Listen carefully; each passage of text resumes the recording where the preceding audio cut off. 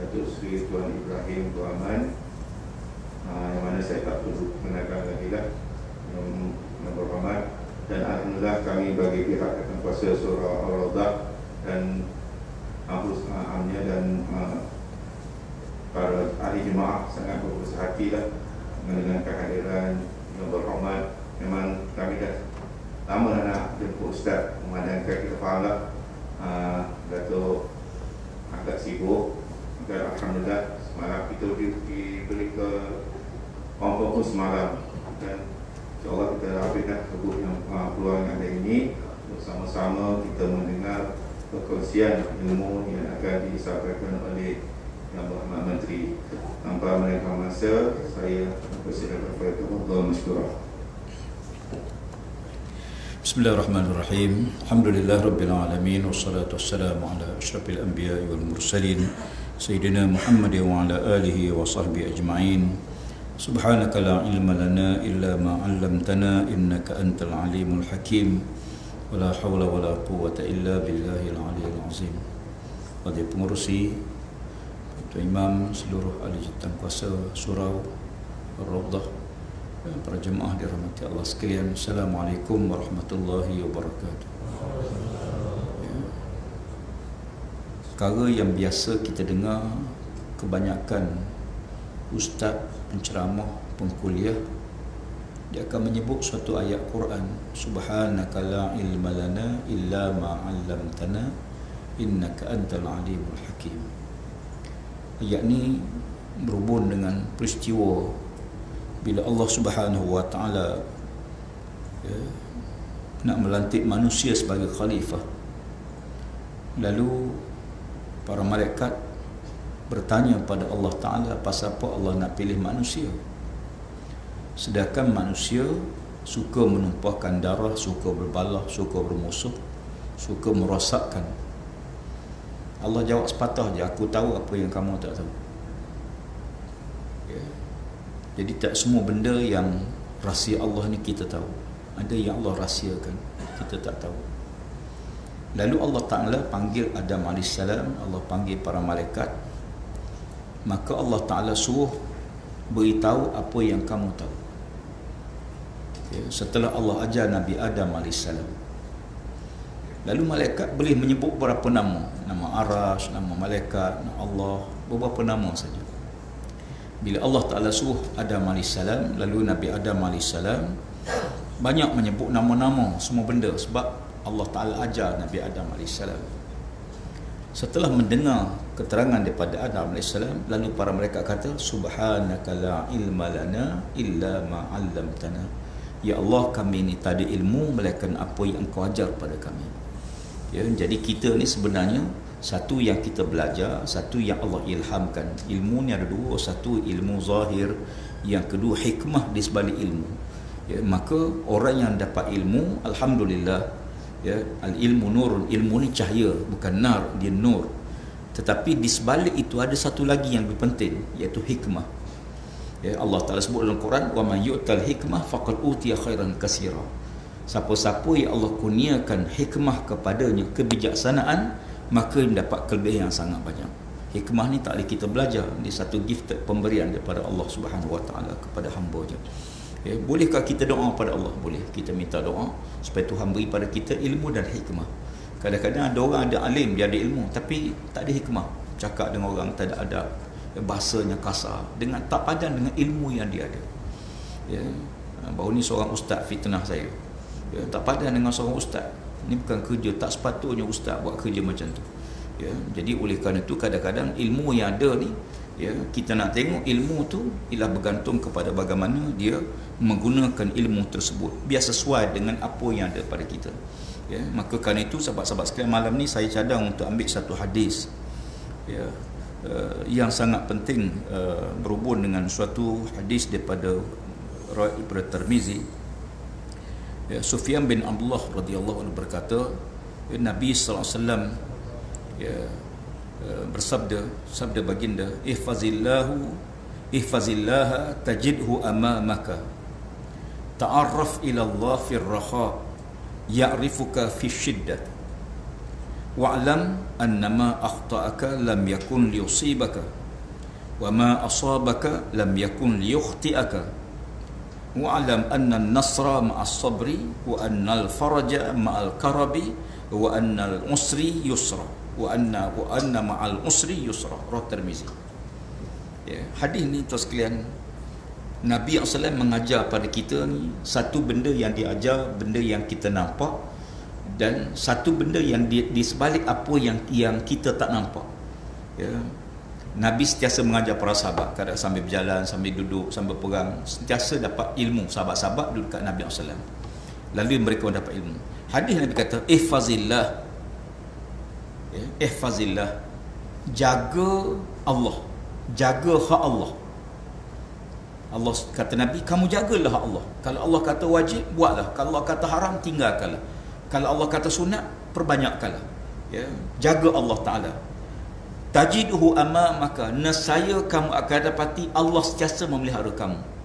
Allah sentiasa menjaga kamu. Kita kadang-kadang duk jaga hak makhluk, tak jaga Allah. Lalu kita rasa dengan kita jaga makhluk kita dapat. Tak, tidak begitu. Tabi'i Islamnya tidak begitu. Islam tu datang dalam keadaan yang kita diminta untuk sempurna kerana Allah, Allah akan sempurna hak kita. Ya. Ihfazillah, jagalah, peliharalah perintah dan larangan Allah Ta'ala. Tajidhu amamaka, nescaya kamu akan selalu akan merasai Allah sentiasa bersama-sama. Allah hadir bersama kita, Allah dekat dengan kita, Allah bersama-sama kita. Rasa tu rasa. Ya. Allah tak nampak, tapi kita rasa kehadiran, kita rasa Allah bersama-sama kita, Allah lindung kita, Allah jaga kita. Ya, itu satu. Ta'arraf ila Allah fil raha. Yang kedua kata Nabi SAW, ya, menjagalah, ya, ingatlah pada Allah Subhanahu wa Ta'ala di waktu kamu senang. Ya, ya'rifuka fi syiddah, nescaya Allah Ta'ala, ya, menjaga kamu, melihara kamu, mengenali kamu waktu mana kamu susah. Waktu senang ingat pada Allah, maka Allah ingat pada waktu kita susah. Ya. Waktu senang tak ingat pada Allah, bila susah baru ingat pada Allah. Ini kebanyakan. Ya. Waktu sihat, ya, lain. Dengar kita COVID, doktor kata pak cik positif. Positif tu berzikir terus. Ya.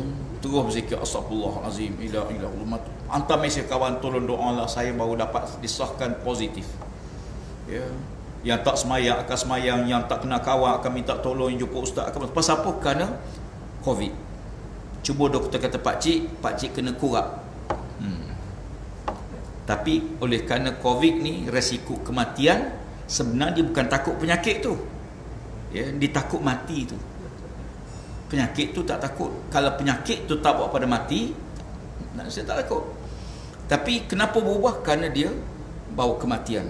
Nabi kata, ingatlah pada Allah waktu senang, nescaya Allah akan ingat pada kamu bila kamu susah. Hidup kita ni akan berjumpa dengan susah, tuan-tuan. Dia psikologi. Bila kita bawa kereta, kita naik bukit, lepas ni mesti turun bukit.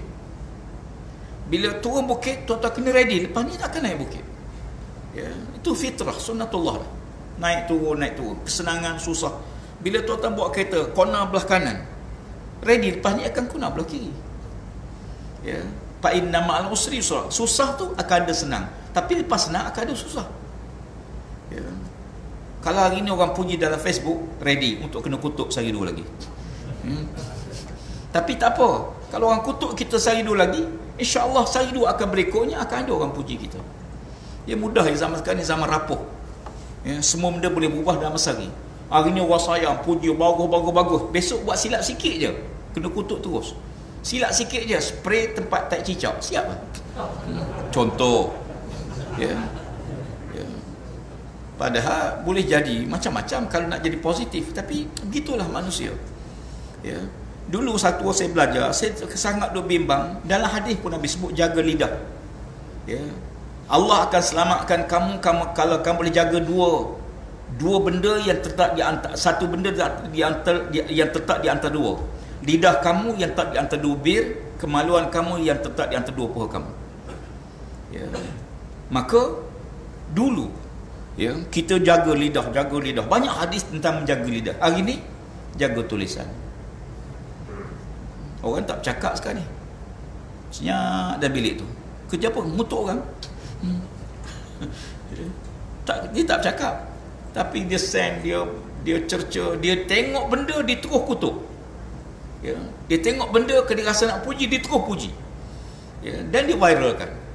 Ya, zaman Ruwaibidah ni orang bercakap urusan orang ramai. Dia bercakap tu seorang, tapi apa dia bicarakan di viral pada orang ramai. Ni Ruwaibidah.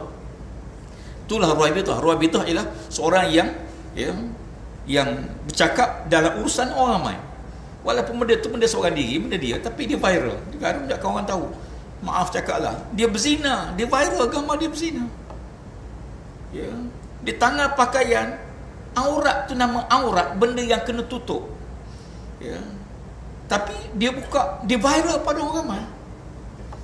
Ya, hilang perasaan malu. Ya. Orang laki-laki, maruah dia tetap pada dia menahan marahnya. Tu nilai seorang laki-laki. Hebat seorang laki-laki tu bila dia berjaya menahan kemarahannya. Hebat seorang wanita tu bila dia menjaga perasaan malunya. Bila wanita tu hilang malunya dan laki-laki hilang perasaan kawal kemarahannya, punahlah manusia tersebut. Ya. Sebab tu maruah tu dia duduk gitu. Ya, sebab tu dalam Islam dia lengkap, dia saling kait. Kenapa kita diwajibkan tutup aurat? Ya, tutup aurat kerana untuk mencegah benda yang mudarat besar. Kalau kita dah aurat, dia boleh merasa nafsu orang lain dan sebagainya. Kita yang dah aurat tu rasa tak apa-apa, tapi orang lain tengok tu, kesian dia. Langgar trafik lah, langgar tiang elektrik lah, apa semua. Balik duk berangan tengok macam-macam kan. Ya, pasal apa? Sebab tu satu hari bila Aisyah radhiyallahu anha, ya, Asma keluar menghidangkan makanan kepada Abdullah bin Maktum radhiyallahu anhu, tak dengan saya, seorang sahabat Nabi yang buta, dalam keadaan yang tidak sempurna penutupan auratnya, mungkin tudung begitu je. Ya, lalu kata Nabi, jaga aurat kamu. Dia kata, ya Rasulullah, kan dia buta ya Rasulullah. Ya, kan dia buta ya Rasulullah. Nabi kata, betul lah dia buta, tapi hak kamu kena jaga. Ya, hak tutup aurat tu hak bagi maruah diri kita. Ya, orang buta tu memang dia buta, dia tak nampak, dia tak ada dosa apa sebab dia buta. Ya, tapi hak yang menutup aurat tu hak kita yang dituntut oleh Allah Ta'ala. Ya, kita ni kan ada hak Allah. Ya, dalam hadis Nabi kata, inna li rabbika alayka haqqa wa li ahlika alayka haqqa wa li nafsika alayka haqqa fa'ti kullazi haqqin raqahu. Kamu dengan Allah ada hak. Ada hak Allah pada tubuh kita. Ya, apa hak Allah? Semayang, jaga perintah, tinggal larangan. Kamu dengan keluarga kamu ada hak. Isteri ada hak ke atas suami. Suami ada hak ke atas isteri. Sebelum tuan-tuan beritahu isteri durhaka, jangan suami itu durhaka dulu. Sebelum kita bicarakan anak durhaka, yang ramainya mak ayah durhaka pada anak. Ya. Itu kata Sayyidina Umar Al-Khattab, sebelum ya, anak kamu durhaka pada kamu, aku dapati kamu lebih dulu durhaka pada anak kamu, sebab dia tak tahu dan tanggungjawab. Ya. Dan kata Nabi, atas diri kamu ada hak. Rupanya kita, atas tubuh kita, kita ada hak pada tubuh kita. Nabi kata, ingatlah pada Allah waktu senang. Ada masa kita senang, Tuhan bagi rezeki, alhamdulillah, ingat pada Allah Ta'ala. Nescaya Allah ingat bila kita susah besok. Bila kita susah, waktu mengharapkan pada Allah Ta'ala, manusia dah tak boleh tolong, pada waktu siapa nak tolong kita? Memang manusia ni tuan sekalian, walaupun dia ateis, tak mengaku ada Tuhan, dan dia terdesak, dia akan minta, mengharapkan kuasa lain membantu dia. Siapa dia kuasa? Allah. Ya. Walaupun dia ateis, dia tak percaya ada Allah, ya, secara zahir, tapi bila terdesak, ya, waktu semua kuasa-kuasa tak boleh nak rawat, doktor kata boleh rawat, dia masih lagi mengharapkan ada suatu kuasa luar biasa yang bantu dia. Itu fitrah. Ya, sebab tu Islam ni dia sesuai dengan fitrah manusia. Ya, fitratallahi allati fatarna 'alaiha. Allah Taala bentuk manusia atas acuan dia. Kalau tuan-tuan tengok ni, sebagai contoh penutup ni ada acuan dia. Kenapa jadi bentuk macam ni? Kerana acuannya begini. Kita manusia dibentuk atas acuan yang telah Allah Taala sifat bentuk kita. Maka setiap kita membawa acuan masing-masing, fitrah masing-masing. Ya. Hidung kita tak sama. Ni cak jari ni, cak jari kita seorang pun tak sama. Ya. Bilion manusia atas dunia, seorang pun tak sama. Masya Allah. Apa sebenarnya Allah buat pada kita punya cak jari kita ni? Bilion, berjuta manusia, seorang pun tak sama. Setiap orang mewakili diri dia. Ya. Masya Allah. Jadi oleh kerana itu kita akan jumpalah waktu muda, insya-Allah tuan-tuan satu masa akan tua kalau Allah panjang umur. Sekarang kita sihat. Ya, insya-Allah satu masa nanti tuan-tuan akan datang waktu sakit. Ya, tak ada doa, dia mari sendiri. Ya. Dia akan sampai. Sihat, sakit, muda, tua, hidup, mati ni, waktu lapang dengan waktu sibuk dia akan mari. Sebab tu kata Nabi, rebut limau ni sebelum datang limau lain. Wa'lam annama akhta'aka lam yakun liyusibaka. Ingat kata Nabi SAW, sesuatu yang menimpa kamu, ya, sesuatu yang luput daripada kamu akan pasti tidak akan mengenaimu, ya. Dan sesuatu yang akan menimpa pada kamu pasti kamu akan tidak dapat untuk menolaknya dan menjauhkan dia daripada perkara tersebut. Nabi kata, wa'lam annama akhta'aka lam yakun liyusibaka. Benda yang tidak akan kena kita, maka tak ada siapa yang boleh menolak melainkan Allah Subhanahu Wa Taala. Sekarang kita banjir sebagai contoh. Ya, kebetulan kementerian saya ni banyak Jabatan Pengairan Saliran lah. Kita buat ban, ya, ARI kita untuk 50 tahun. Setengah-setengah 400 tahun. Ya. Kita buat, maknanya pada adatnya kalau banjir 3 kaki, kita akan buat mungkin 10 kaki ban. Pada zahirnya kalau mari air pun insya-Allah tidak akan melimpah ban tersebut. Ya. Dengan andaian kita air hujan 50 tahun. Tapi kalau mari 200, tak boleh buat apa. Maksudnya kita boleh jangka, tapi boleh pasti tak? Tak boleh pasti. Orang beriman, kita diwajib berusaha, kita dapat pahala dengan usaha kita. Alhamdulillah. Ya. Tetapi usaha kita, ikhtiar kita kan Allah rahsiakan. Ya. Allah Taala waktu diciptakan kita, ditiup roh, ditentu belaka dah. Ya, jodoh, ajal, maut, bila-bila semua tentu belaka dah. Lalu disimpan di Lauh Mahfuz. Allah rahsiakan. Lalu kita hidup dengan perancangan yang telah Allah susun kepada kita. Ya. Semua yang berlaku tu dalam perancangan Allah Subhanahu Wa Taala. Ya. Tuan-tuan pernah fikir tak satu hari nanti tuan-tuan main hidup Putrajaya ni? Asalkan kau diam Kedah tu. Ya. Akan asal Ulu Tembeling tu. Jauh, tak pernah fikir. Saya sendiri tak pernah fikir satu hari sini Putrajaya, tak pernah fikir. Ya, mana pernah fikir jadi menteri lagi, tak pernah fikir tuan-tuan. Sebab start pembangkang mana boleh menang. Kan? Start dengan pembangkang, beranak terbangkan terus. Ya. Mana nak fikir. Kadang-kadang hidup kita ni cuma doa gitu je. Ya Allah, kamu tahu apa masa depanku dan aku tak tahu. Maka tolong atur yang terbaik untukku, untuk agamaku, untuk keluargaku. Doa begitulah. Doa siang malam supaya Allah atur yang terbaik. Kita tak tahu. Kadang-kadang kita sangka baik, boleh jadi tak baik. Asa an takrahu syai'an wa huwa khairul lakum. Boleh jadi kamu tak suka satu benda kata Allah, tapi benda tu baik untuk kamu. Wa asa an tuhibbu syai'an wa huwa syarrul lakum. Boleh jadi kamu suka satu perkara, tapi benda tu tak elok untuk kamu. Wallahu ya'lam wa antum la ta'lamun. Allah tahu, kamu tak tahu. Kita sangka bahawa dengan naik pangkat kita tu bagus, dengan dapat duit bagus. Rupa dapat duit merosakkan. Macam Qarun waktu miskin, hamba Allah yang soleh, yang taat, semayang tak tinggal, ibadah pada Allah. Bila mari harta banyak, dia kata pada Nabi Musa, kalau Allah Ta'ala kurnia pada aku harta, aku akan sedekah, boleh berjuang, boleh macam-macam. Ya, macam kita lah, ada seorang kata, ustaz saya ni kalau elok kita kalau hidup zaman Nabi, mungkin kita ni mati syahid bersama Rasulullah, berjuang bersama Nabi. Saya kata jangan kata macam tu, tetap menyokong Abu Lahab pun tak tahu. Abu Lahab tu hidup zaman Nabi lah. Tuan-tuan tengok surat beranak Abu Lahab, tempat lahir Mekah tuan-tuan. Apa yang Allah atur ialah yang terbaik untuk kita. Apa yang Allah atur ialah yang terbaik. Dan apa yang tidak akan menimpa kita, tidak ada tangan yang boleh menolak melainkan Allah.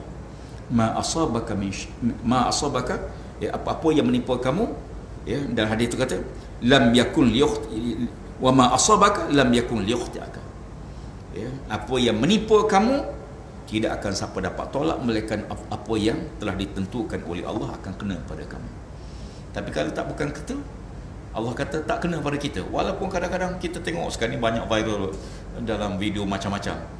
Ya, ada orang bawa kereta, parking sekejap keluar, baik orang lain langgar kereta. Nasib baik kita pergi. Kan, nasib baik kan tak pernah habis. Siapa nasib baik dah habis nak mati. Nasib baik tak pernah habis. Ya. Kan. Itu ada seorang Allah cerita, ya. Kalau tuan baca satu buku novel cerita Abu Nuwas, ya. Satu hari dia suruh isteri dia, ya, basuh baju. Isteri dia basuh baju jemur dia jemuran, ya. Tiba-tiba datang pemburu memburu seekor binatang tu lari kat tu, lalu pemburu tadi panah, tapi panah tu tak kena binatang buruan, kena baju dia, tembus baju dia, baju yang dijemur tu, ya. Dia ambil tengok, tembus. Nasib baiklah aku tak pakai, kata dia. Kalau aku kepakai, tembus aku.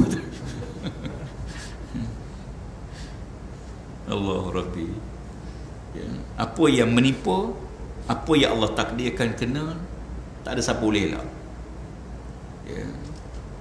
Cuma Allah rahsiakan, lalu kita usaha untuk mengelak musibah. Ikhtiar lah. Sebab kita usaha ikhtiar, usaha dengan tenaga ikhtiar dan kefikiran. Ini hak hamba. Doa bagi dua, kita minta hak kita, yang beri hak Allah, ya. Kadang-kadang Tuhan tak bagi yang kita minta, kadang-kadang Tuhan bagi yang kita minta, kadang-kadang Tuhan tak bagi, Tuhan ganti yang lain, ya. Tuan-tuan mari masjid ni, ya, mari tinggal, kadang suami mari, isteri mari tinggal rumah kosong. Alhamdulillah, balik-balik tengok pintu tak berkunci, Allah selamatkan kita. Tapi tuan-tuan minta, ya Allah janganlah perempuan masuk, ada? Tak ada, ya. Kadang-kadang kita minta benda lain, tapi Allah ganti benda lain, ya. Kadang-kadang Allah tak nampak yang Allah ganti dunia, tapi di akhirat besok baru kita tahu, oh rupanya kerana doa tu maka Allah Ta'ala bagi yang macam ni. Doa lain, rupanya diangkat darjat tu kerana doa. Sebab tu dah hadis dalam Quran tersebut, ya, bahawa Allah Ta'ala tidak akan ud'uni astajib lakum, mintalah pada aku akan perkenankan permintaan kamu. Perkenan bukan mendapat, jangan salah faham. Perkenan makna terima. Doa tu diterima oleh Allah. Macam kita tahu orang masuk universiti lah, ya, permohonan Tuhan diterima, dapat ke? Baru diterima orang. Orang diterima, dapat masuk tak masuk tu soal lain, ya. Sebab tu kita doa, Allah Ta'ala terima doa kita, ya. Tapi tengoklah yang kita minta sesuai tak sesuai, ya. Ada orang tu darah tinggi, ada kecil manis, ada lemah jantung, ada gout, ada minta kahwin seorang lagi, ya. Kalau Tuhan bagi, mampu Pak Mak ni tu. Contohlah, ya. Allah Rabbi. Tapi manusia, kerana kita tak tahu, kita boleh minta lah selagi benda halal, bolehlah minta. Ada seorang sahabat Nabi, dia ni badui, ya, mari dengar kuliah Nabi cerita bab syurga, nikmat syurga begini. Dia kata, ya Rasulullah, hobi aku ni, hobi saya ya Rasulullah, aku suka sangat menternak kambing, ya, suka sangat bela kambing ni. Kalau saya masuk syurga ya Rasulullah, boleh tak saya nak bela kambing dalam syurga? Ya, ni ada orang nak bela kambing dalam syurga, ya. Soalan itu menyebabkan sahabat-sahabat ketawa. Yalah, ya, soalan pelik kan. Ya. Ada orang tanya, Ustaz, kalau masuk syurga boleh tak main game? Saya hobi saya main game. Ya. Kata Nabi SAW, bahkan syurga kamu nanti, kata Nabi, dalam syurga tu ada satu kawasan rumputnya hijau, rumputnya panjang-panjang, binatang ternakan gemuk-gemuk. Kamu boleh ternak kambing kamu di situ, kata Nabi. Maknanya apa hajat kita dunia halal, Allah Ta'ala sambung hobi itu sampai ke akhirat. Masya Allah. Saya hobi saya menjaga, insya Allah mudah-mudahan boleh menjaga akhirat. Wa'alam anna nasra ma'as sabri. Ketahuilah pertolongan Allah Ta'ala tu datang bersama kesabaran, sabar. Ya. Pertolongan Allah datang dengan kesabaran. Sabar. Sabar ni boleh ucap lah. Ya. Mudah diucap, payah nak laksana. Dia macam ikhlas. Cuma bezanya, sabar tu ialah seorang yang menahan diri dia dalam perkara maksiat, dan sabar dalam taat, dan sabar dalam waktu nak marah. Kata Imam Ghazali ada 3 kesabaran. Ya, sabar dalam taat, sabar waktu nak marah sangat, yang ketiga sabar tak ada maksiat. Ya. Jadi ya, bila bila Nabi sebut, ketahuilah pertolongan Allah tu datang bersama orang sabar. Sebab tu kadang-kadang ya, bila ditimpa musibah, ya, ini biasa kita dengar Al-Quran, ya, Allah Ta'ala akan pasti ya, menguji kita semua ni, ya. Walanabluwannakum bisyai'in minal khauf wal ju' wa naqsin minal amwal wal anfusi was samarat. 5 ujian Allah Ta'ala, ya. Allah Ta'ala pasti uji kamu dengan perasaan takut. Takut ni bentuk ujian Allah. Daripada kecil takut, bunyi petir takut, bunyi kilat takut, ya. Besar sikit takut, ya. Duk berimpik dengan mak, ya. Kahwin takut lagi. Nak kahwin takut, ya. Orang perempuan takut nak kahwin, lelaki pun takut macam mana rupa isteri, macam mana keadaan, tak tahu. Mengandung lagi takut, ya. Waktu mengandung takut macam mana keadaan anak, lahir anak takut, dibesar dengan orang takut. Sampai tua takut lagi, takut isteri pula. Dia kata bukan takut isteri Ustaz, isteri tak takut suami. Dia bukan takut tu, yang tu takut lain, ya. Al-khawf wal ju' lapar, wa naqsimil amwal kekurangan harta.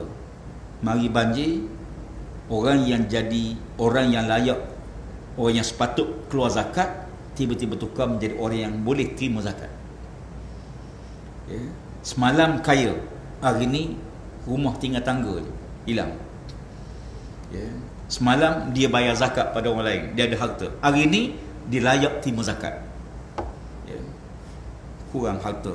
Wal ampus, kematian, ya, berlaku kematian suami isteri. Ujung ayat tu Allah kata wa basiris sabirin. Ya Muhammad, beritahu kepada orang beriman, beritahulah berita gembira pada mereka. Apa dia? Orang yang sabar. Allah Ta'ala suruh sabar, beri khabar gembira pada orang yang sabar. Orang sabar macam mana? Allazina iza asabatum musibah qalu inna lillahi wa inna ilaihi raji'un. Orang sabar tu ciri dia, bila dia ditimpa musibah, maka dia kata inna lillahi, kita milik Allah, kita hak Allah, ya. Ada seorang sahabat Nabi, ya, Malik bin Aus radhiyallahu anhu, ya, beliau ni hilang medan perang. Aus bin Malik radhiyallahu anhu, dia hilang medan perang, pergi perang dengan Nabi, ya. Sebelum pergi perang minta izin dengan mak ayah, sebab ayah tua dah, mak dia, ya, anak dia, mak ayah kata pergilah bersama Nabi, pergi perang, ya. Bila perang balik, sampai di Madinah, orang lain semua ada, dia tengok anak dia tak ada, ya. Maka dia jumpa Nabi, ya Rasulullah, mana anakku ya Rasulullah? Nabi tanya sahabat, mana pergi Aus bin Malik, mana pergi Aus? Tak tahu ya Rasulullah. Nak kata dia mati, jenazah tak ada, nak kata cedera tak ada, tak tahu ke mana. Nak kata ditawan oleh musuh, tak ada sahabat-sahabat nampak dia kena tawan. Tapi bila balik ke Madinah, tengok-tengok dia tak ada. Sampai menangis-nangis mak dia, mari jumpa Nabi, ya Rasulullah, beritahu ke mana anakku ya Allah, kalau dia mati syahid, aku akan bersyukur pada Allah Ta'ala, ya. Nabi kata, wahai Aus, wahai Malik, balik dululah ke rumah kamu dan beritahu isteri kamu, ya, hendaklah ke dia berzikir pada Allah Ta'ala, la hawla wa la quwwata illa billahil aliyil azim, ya. Benda di luar kemampuan ni tuan-tuan, itulah zikir yang paling baik. La hawla wa la quwwata illa billahil aliyil azim. Kita usaha-usaha, lepas habis ikhtiar kita, la hawla wa la quwwata illa billah. Lalu dia ni pun suami isteri malam tu berzikir, ya, duk berzikir, ingat la hawla wa la quwwata illa, berzikir, ya. Dia kata sampai tengah malam, tiba pintu rumah dia diketuk, ada orang ketuk, dia pun berlari lagi buka pintu, tengok anak dia balik. Anak dia balik dalam keadaan yang sihat, tak cedera, tak apa.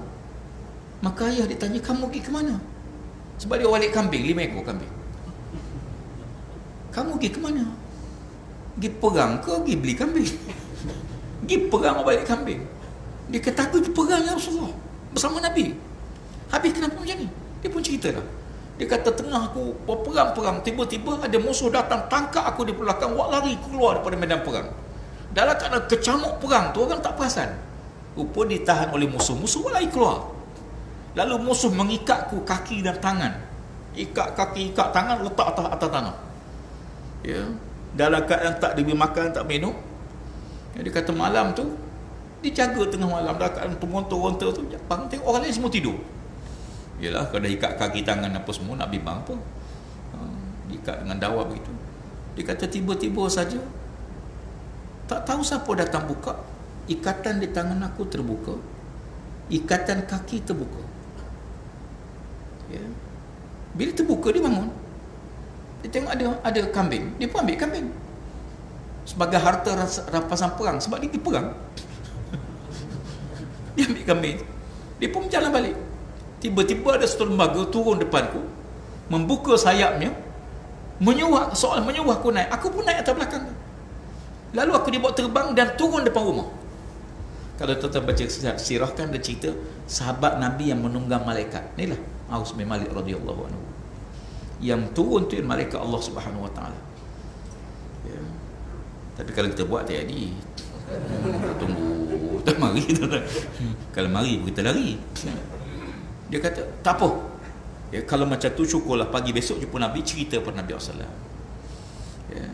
Nabi kata pada dia, zikir la hawla wa la quwwata illa billahil azim ni dipanggil kanzun min kunuzil jannah. Pembedaan syurga Allah. Inilah perbendaraan syurga Allah Subhanahu wa taala. Kunci pada pembendaraan syurga Allah Subhanahu wa taala. Ya, sebab tu tuan-tuan banyak kan zikir tersebut. Kadang-kadang kita di luar puan-puan. Contoh nak cegah COVID lah. Macam mana buat tuan-tuan? Ya, saya baru ni lah kebetulan takdir Allah, qadar Allah, masya. Ya, apa takdirkan. Saya kebetulan pergi umrah. Ya, sehari sebelum berlaku banjir. Saya bertolak pada 18. Ya. 18 tu sini dah mula hujan turun. Tapi mana kita tahu nak jadi satu bencana besar. Ya, sampai sana ya, 19 tengok berita Allah Rabbi, Masya Allah. Saya sepatutnya balik 1 bulan, jadi saya balik awal lah. Ya, Gizarah Nabi sekejap sampai petang, Gizarah Rasulullah sekejap, kemudian masuk Raudah, kemudian malam pemarik tu ke airport, tu balik ya, 5 hari lah ya, nak siap umrah sebagainya ya. Balik-balik sini semangat lah nak tolong masa banjir ni. Teteh positif pula COVID, duduk berehat 10 hari. Ya. Jadi Allah yang tu kadang-kadang kita tak nak macam la haula wala quwwata illa billah. Bila kena tak tahu, tak ada simptom, alhamdulillah tak ada demam, tak ada apa, tak ada simptom. Ya. Tapi kena. Begitulah apa yang menimpa. Ya, cuma kita harapkan kita orang beriman itu sekalian, kita yakin bahawa kita ada Allah. Ya, kita buat apa yang Allah Taala atur pada kita. Saya tahu ramai orang komplain tentang semayang, bila nak semayang rapat-rapat. Ya, semua kita rindu nak semayang rapat-rapat semula. Memang pun di Mekah waktu saya pergi tu semayang rapat-rapat. Sekarang jauh jarak balik.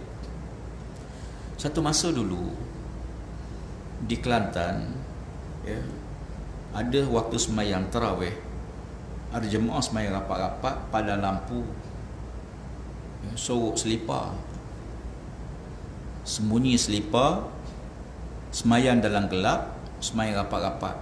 Hasilnya satu surau positif semua positif.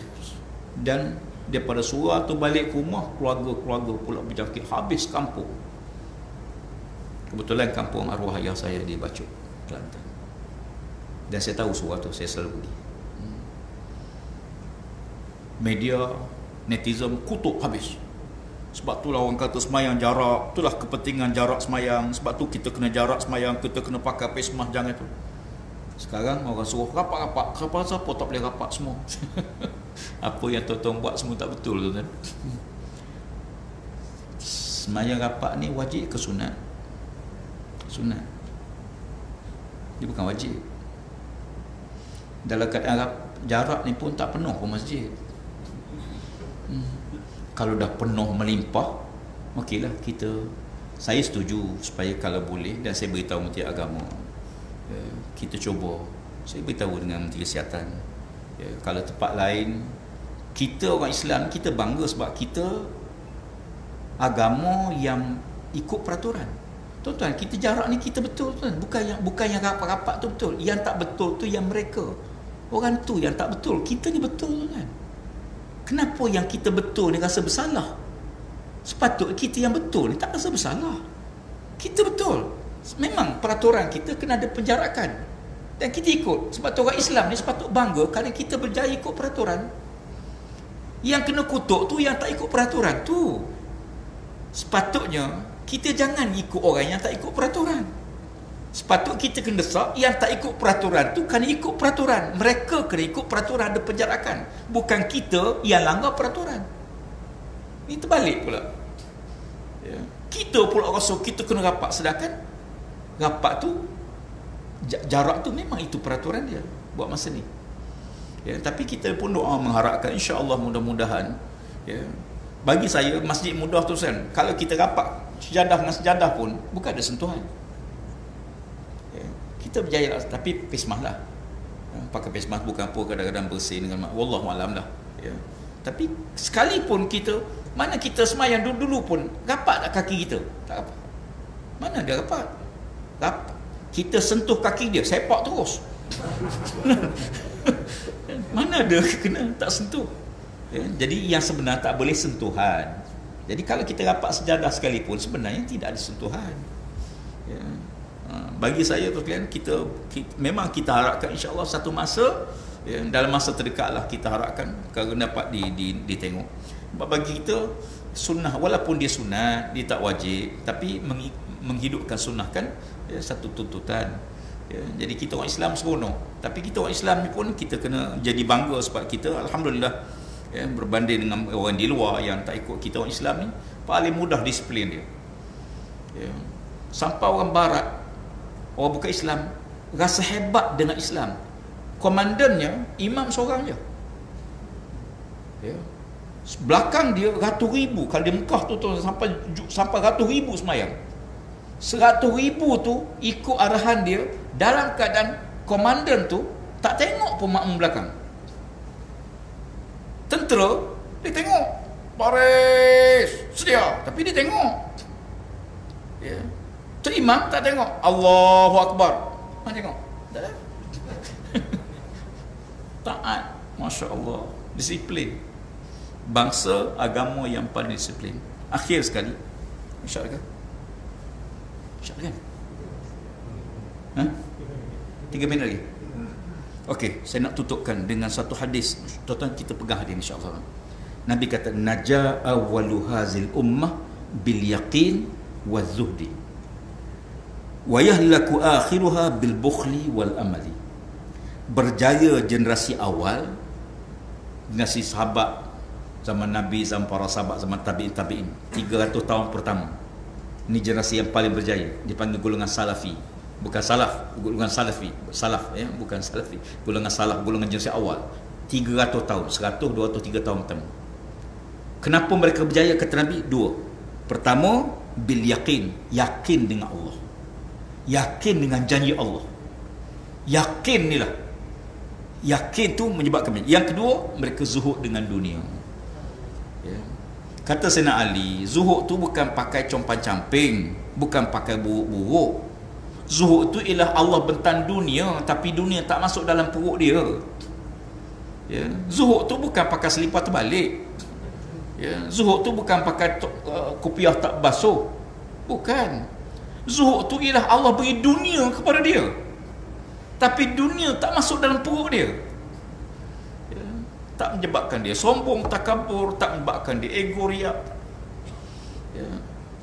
Tengok, saya pernah jumpa seorang jutawan Malaysia ni, saya sebut nama, mungkin tu terkenal dia. Satu hari saya pergi Mekah dengan dia.